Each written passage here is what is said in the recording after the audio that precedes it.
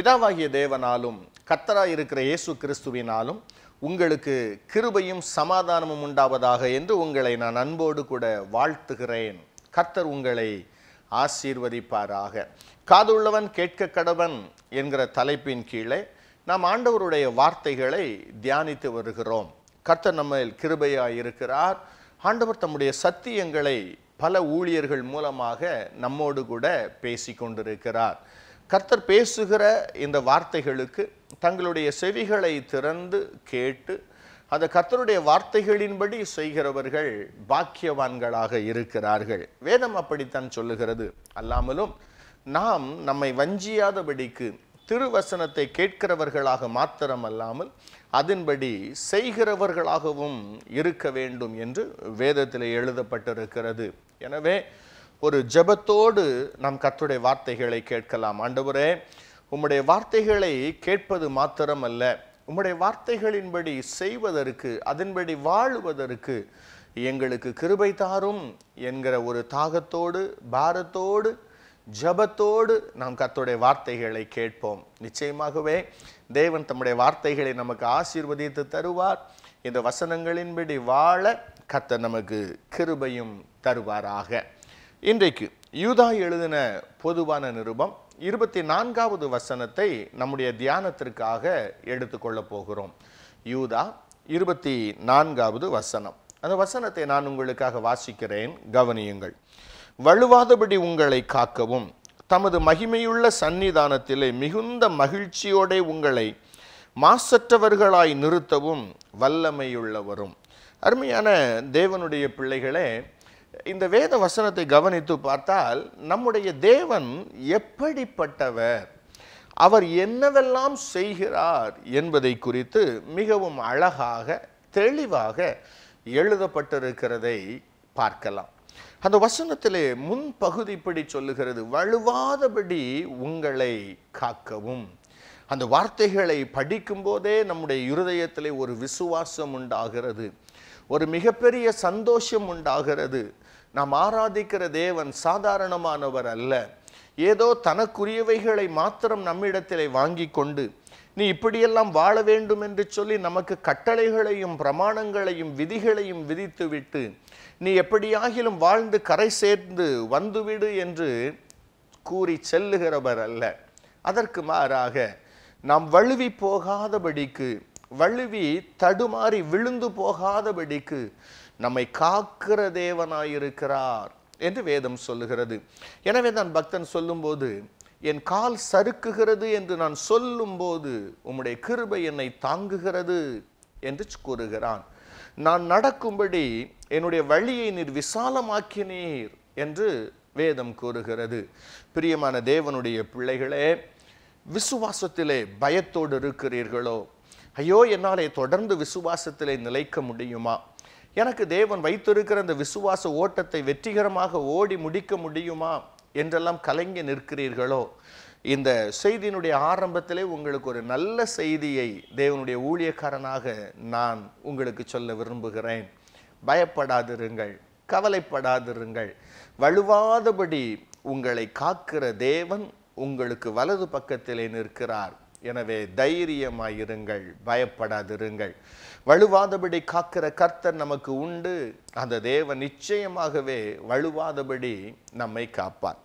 பிரியமான தேவனுடைய பிள்ளைகளே, இவ்வாறு வழுவாதபடி நம்மை காத்து மாசற்றவர்களாக நம்மை மிகுந்த மகிழ்ச்சியோடு அவருடைய சந்நிதானத்திலே கொண்டு போய் அவர் நிறுத்த அவர் வல்லமையுள்ளவராயிருக்கிறார் என்று வேதம் கூறுகிறது. எவ்வளவு நல்ல தேவன் பார்த்தீர்களா? வழுவாதபடி நம்மை காக்கிறவர் அத்தோடு நின்று விடாமல் மாசு அற்றவர்களாக, அப்பழுக்கற்றவர்களாக, குறைகள் அற்றவர்களாக நம்மை மாற்றி நம்மை பரிசுத்தப்படுத்தி மிகுந்த மகிழ்ச்சியோட அவருடைய சந்நிதானத்திலே கொண்டு போய் நம்மை நிறுத்துகிற தேவன் நம்முடைய நல்ல தேவனாகிய இயேசு கிறிஸ்து என்று வேத வசனம் சொல்லுகிறது. அன்பு தேவனுடைய பிள்ளைகளே, இவ்வாறு மிகுந்த மகிழ்ச்சியோட மாசு அற்றவர்களாக அவருடைய சன்னிதானத்திலே கொண்டு போய் நம்மை நிறுத்தும்படியாக தேவன் என்னென்ன காரியங்களை எல்லாம் செய்கிறார், எப்படி அவர் நம்மை வழுவாதபடி காக்கிறார், எப்படி நம்மை அவருடைய சன்னிதானத்திலே கொண்டு போய் நிறுத்துகிறார் என்பதை குறித்து தான் சில காரியங்களை இன்றைக்கு நான் உங்களோடு கூட வேத வசனத்தின் வெளிச்சத்தில் பகிர்ந்து கொள்ள விரும்புகிறேன். முதலாவது, அப்போஸ்தலனாகிய பரிசுத்த பவுல் எபேசியருக்கு எழுதின நிருபம் 4வது அதிகாரம் 11வது வசனத்திலிருந்து 13வது வசனம் வரைக்கும் நான் நிதானமாய் வாசிக்கிறேன், நன்றாய் கவனியுங்கள். எபேசியர் 4வது அதிகாரம் 11வது வசனத்திலிருந்து 13வது வசனம் வரைக்கும். நாம் அனைவரும் தேவனுடைய குமாரனை பற்றும் விசுவாசத்திலும் அறிவிலும் ஒருமைப்பட்டவர்களாகி கிறிஸ்துவினுடைய வளர்ச்சியின் அளவுக்கு தக்க பூரண புருஷராகும் வரைக்கும் பரிசுத்தவான்கள் சீர் பொருந்தும் பொருட்டு சுவிசேஷ ஊழியத்தின் வேலைக்காகவும் கிறிஸ்துவின் சரீரமான சபையானது பக்தி விருத்தி அடைவதற்காகவும் அவர் சிலரை அப்போஸ்தலராகவும் சிலரை தீர்க்கதரிசிகளாகவும் சிலரை சுவிசேஷகர்களாகவும் சிலரை மேய்ப்பர்களாகவும் சிலரை போதகராகவும் ஏற்படுத்தினார். நன்றாய் கவனியுங்கள். கர்த்தருடைய பிள்ளைகளாகிய நாம், அதாவது சபையாகிய நாம், கிறிஸ்துவின் வளர்ச்சியின் அந்த பூரண வளர்ச்சிக்கு தக்கதாக, கிறிஸ்துவின் நிறைவான வளர்ச்சியின் அளவுக்கு தக்கதாக நாமும் வளர்ந்து பூரண புருஷராகும் வரைக்கும். எவ்வளவு ஒரு அழகான வார்த்தை பாருங்கள். அதாவது அந்த வார்த்தைக்கு என்ன அர்த்தம்? கிறிஸ்துவின் சாயலை போலவே, இயேசு கிறிஸ்துவின் சாயலை போலவே, as like Jesus, இயேசுவை போலவே நாம் மாற்றப்படுகிற வரைக்கும் நம்மிடத்திலே சில காரியங்களை செய்வதற்காக 5 விதமான ஊழியங்களை ஆண்டவர் ஏற்படுத்தி வைத்திருக்கிறார் சபையிலே என்று எழுதப்பட்டிருக்கிறது. சபைக்குள்ளாகத்தான் 5 ஊழியமே தவிர மேய்ப்பர் ஊழியத்திற்குள்ளாக 5 ஊழியங்கள் இல்லை. நன்றாய் கவனிக்க வேண்டும். சபைக்கு உள்ளாகத்தான் அப்போஸ்தல ஊழியம் இருக்கிறது, சபைக்கு உள்ளாகத்தான் தீர்க்க தரிசன ஊழியம் இருக்கிறது, சபைக்கு உள்ளாகத்தான் சுவிசேஷ ஊழியம் இருக்கிறது, சபைக்கு உள்ளாகத்தான் மேய்ப்பர் ஊழியம் இருக்கிறது, சபைக்கு உள்ளேதான் போதக ஊழியம் இருக்கிறது. இவ்வாறு கிறிஸ்துவின் சபையானது பக்தி விருத்தி அடைவதற்காக, அது கிறிஸ்துவின் நிறைவான வளர்ச்சியின் அளவுக்கு தக்கதாக அவருடைய சாயலை போல மாற்றப்படுகிற வரைக்கும் அந்த சபையிலே ஊழியம் செய்யும்படி, சபையிலே வேலை செய்யும்படி கர்த்தர் இந்த ஊழியக்காரர்கள் எல்லாம் வைத்திருக்கிறாராம். எனவே கர்த்தர் எழுப்பி தந்திருக்கிற தம்முடைய ஊழியர்களுக்காக நாம் எப்போதும் கர்த்தரை ஸ்தோத்திரம் பண்ண வேண்டும், எப்போதும் நாம் கர்த்தரை துதிக்க வேண்டும். எவ்வளவு கரிசனை நம்மேல் இருக்கிறது அவருக்கு. அவர் நம்மேல் இவ்வளவு கரிசனை உள்ளவராக அவர் இருக்கிறபடியினாலே தான் ஊழியங்களையும் ஊழியர்களையும் கர்த்தர் எழுப்பி இருக்கிறார். தீர்க்கதரிசிகளை, அப்போஸ்தலர்களை, சுவிசேஷகர்களை, மேய்ப்பர்களை, போதகர்களை எல்லாம் அவர் எழுப்பி நம்மை எப்படியாகிலும் சீர்படுத்தி நம்மை ஆவிக்குரிய வாழ்க்கையிலே நம்மை வளர்த்து அவருடைய சன்னிதானத்திலே கொண்டு போய் நிறுத்தும்படியாக ஆவியானவர் கிரியை செய்து கொண்டு வருகிறார் என்று எழுதப்பட்டிருக்கிறது. இவைகள் அல்லாமல் இன்னும் சில காரியங்களை நான் உங்களுக்கு முன்பாக வேத வசனத்தின் வெளிச்சத்தில் கொஞ்சம் ஆழமாக நமக்கு பிரயோஜனம் உண்டாகும்படி எடுத்து காண்பிக்க விரும்புகிறேன். 2 கொரிந்தியர் 12வது அதிகாரத்திற்கு உங்களுடைய வேதத்தை நீங்கள் திருப்பிக் கொள்ளுங்கள். 2 கொரிந்தியர் 12வது அதிகாரம், அதில் 7வது வசனத்தை நான் உங்களுக்காக வாசிக்கிறேன். அன்றியும் எனக்கு வெளிப்படுத்தப்பட்டவைகளுக்குரிய மேன்மையின் நிமித்தம் நான் என்னை உயர்த்தாதபடிக்கு என் மாம்சத்திலே ஒரு முள் கொடுக்கப்பட்டிருக்கிறது. நான் என்னை உயர்த்தாதபடிக்கு அது என்னை குட்டும் சாத்தானுடைய தூதனாயிருக்கிறது என்று அப்போஸ்தலனாகிய பரிசுத்த பவுல் இங்கு எழுதுகிறார். அந்த வசனத்தை அவர் எப்படி ஆரம்பிக்கிறார் பாருங்கள்.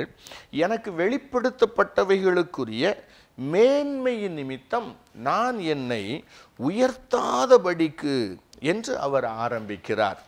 பவுலுக்கு என்ன வெளிப்படுத்தப்பட்டது? அந்த வெளிப்படுத்துதல்களின் நிமித்தமாக எப்படி அந்த பவுலுக்குள்ளாக மேட்டிமை வருகிறது, மேன்மை வருகிறது என்பதையெல்லாம் நாம் அவ்வளவாக யோசிப்பது இல்லை.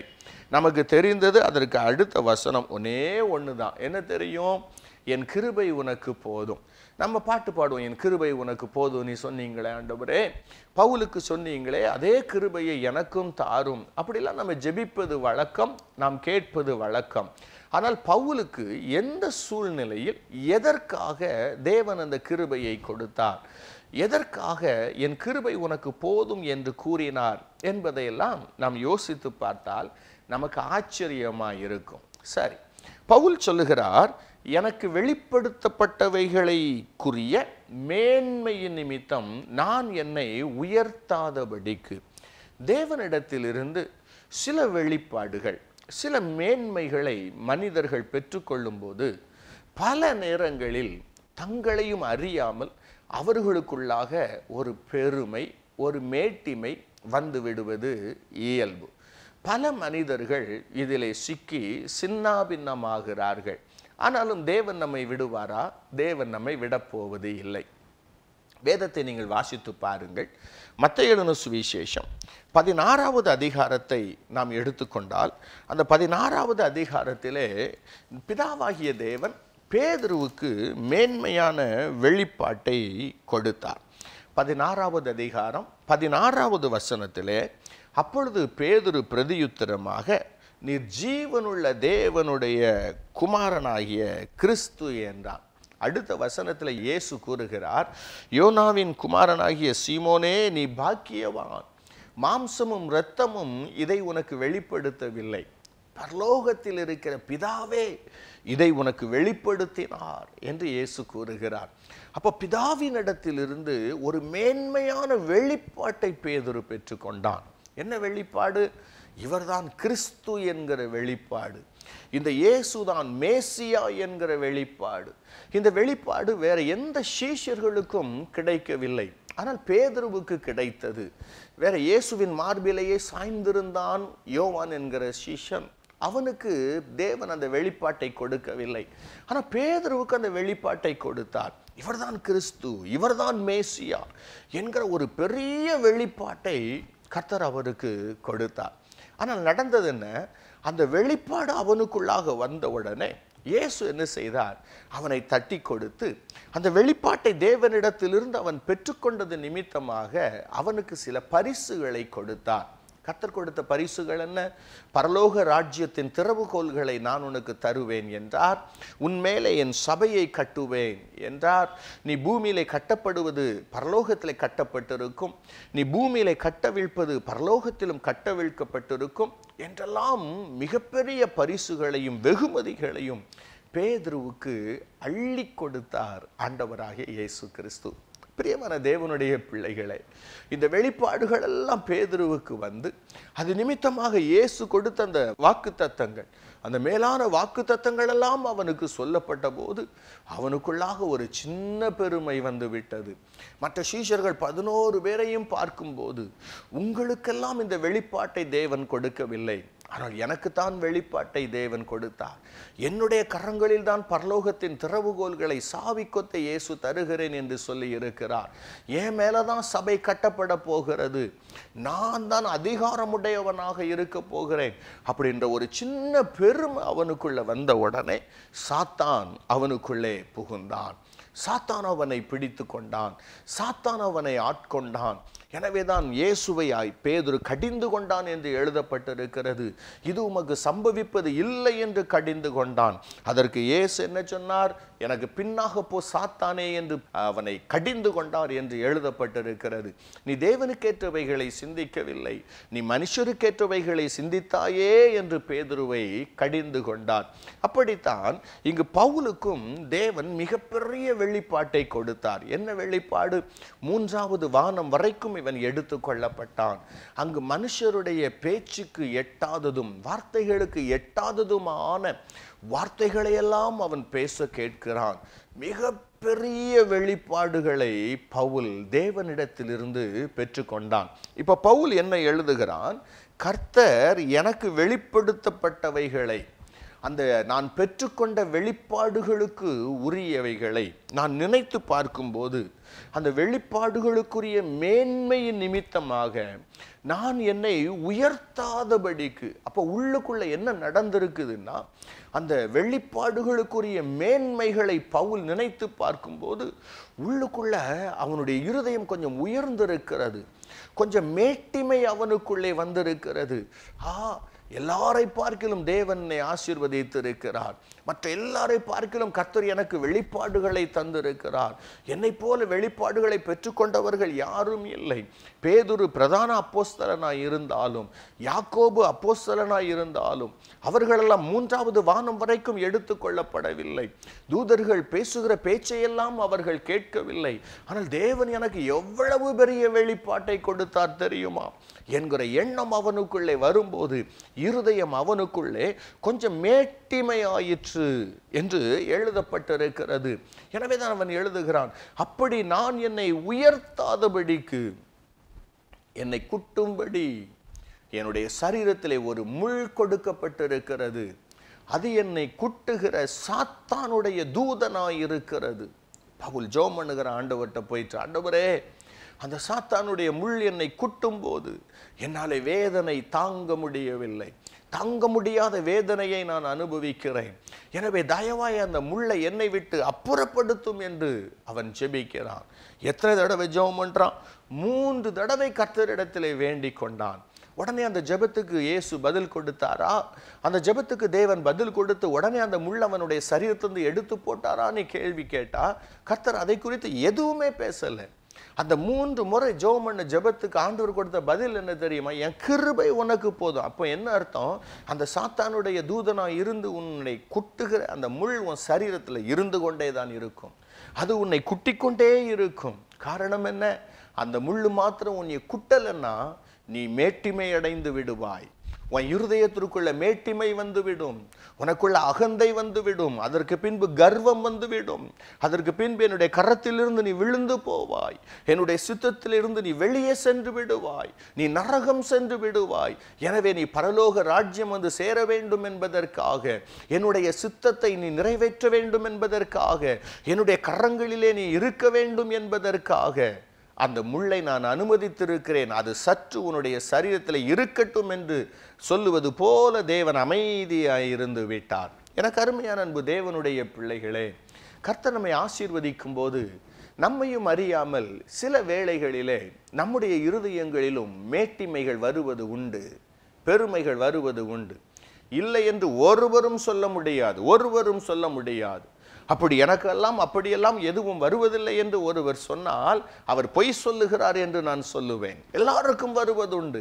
மற்ற குடும்பங்களை பார்க்கிலும் நம்முடைய குடும்பத்தை தேவன் ஆசீர்வதிக்கும் போது நமக்கு அது நிமித்தமாக கொஞ்சம் பெருமை, கொஞ்சம் மேட்டிமை. பாருங்கள், தேவன் எங்கள் குடும்பத்தை எவ்வளவு ஆசீர்வதித்திருக்கிறார்.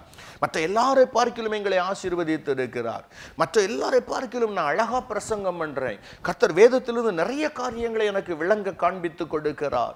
நிறைய வெளிப்பாடுகளை ஆண்டவர் கொடுக்கிறார்.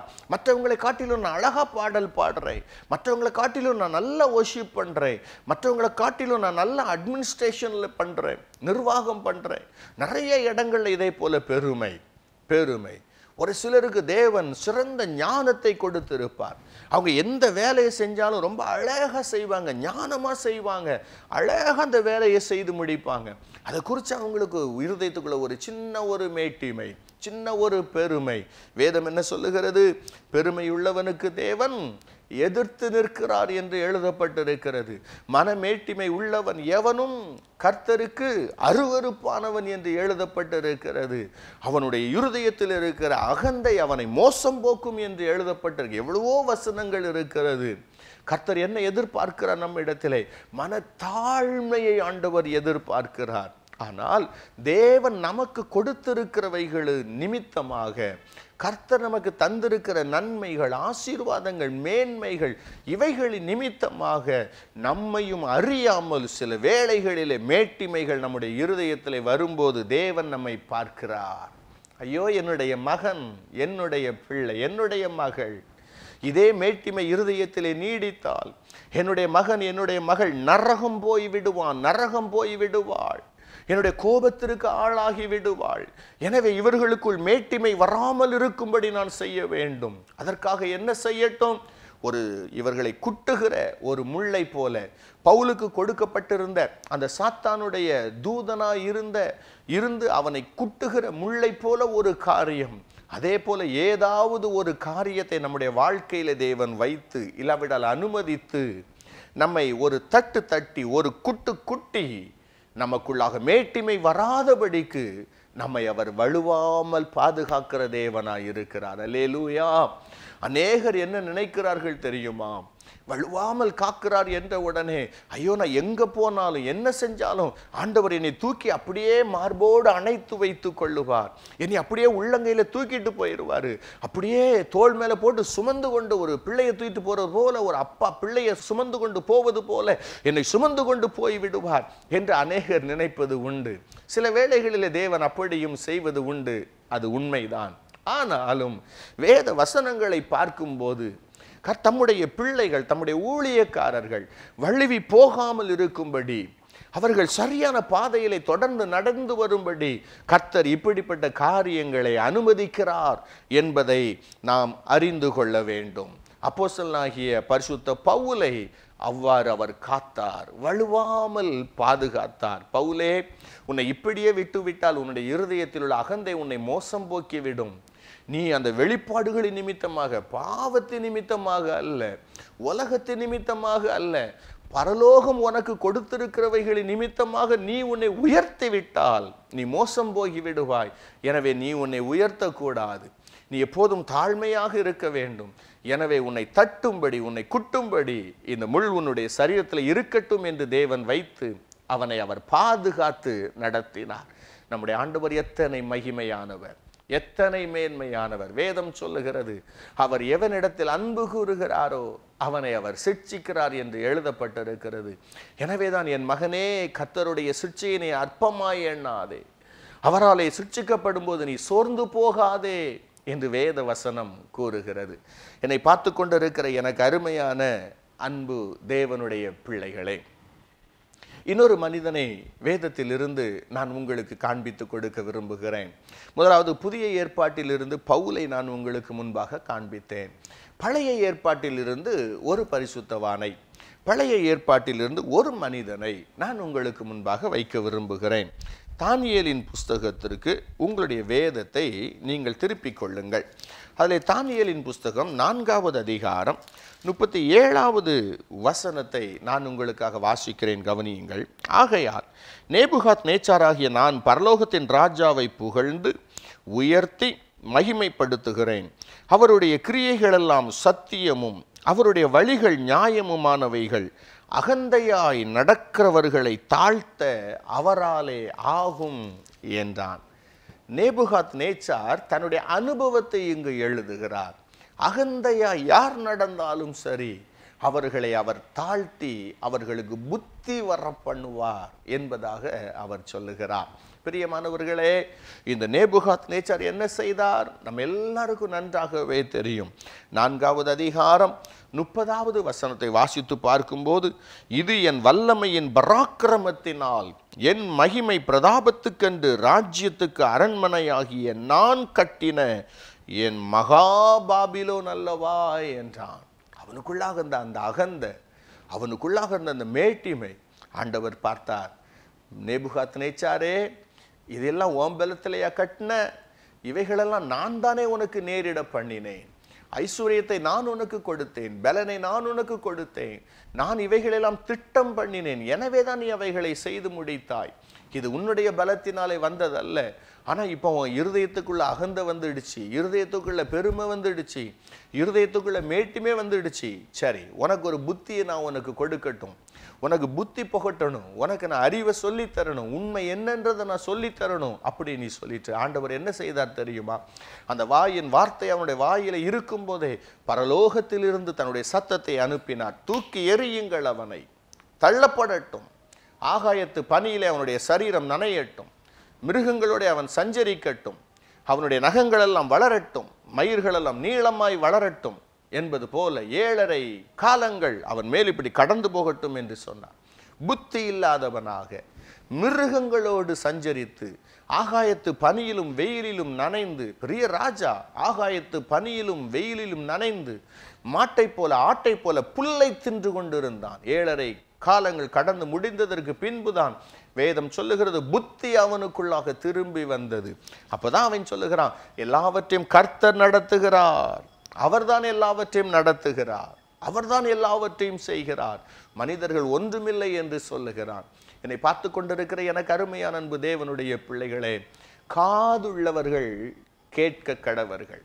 தேவன் நம்மை வலுவாதபடி பாதுகாக்கிறவர் உண்மைதான், அதில் எந்த மாற்று கருத்தும் இல்லை. ஆனால் நமக்குள்ளாக தேவனுக்கு பிரியமில்லாத காரியங்கள் உள்ளே வரும்போது தேவன் சில காரியங்களை நமக்கு அனுமதித்து நம்மை தட்டி நம்மை சரியான பாதையிலே நிறுத்தி நம்மை அவர் கொண்டு போய் சேர்க்கிறவராக இருக்கிறார் பரலோக ராஜ்யத்திற்கு.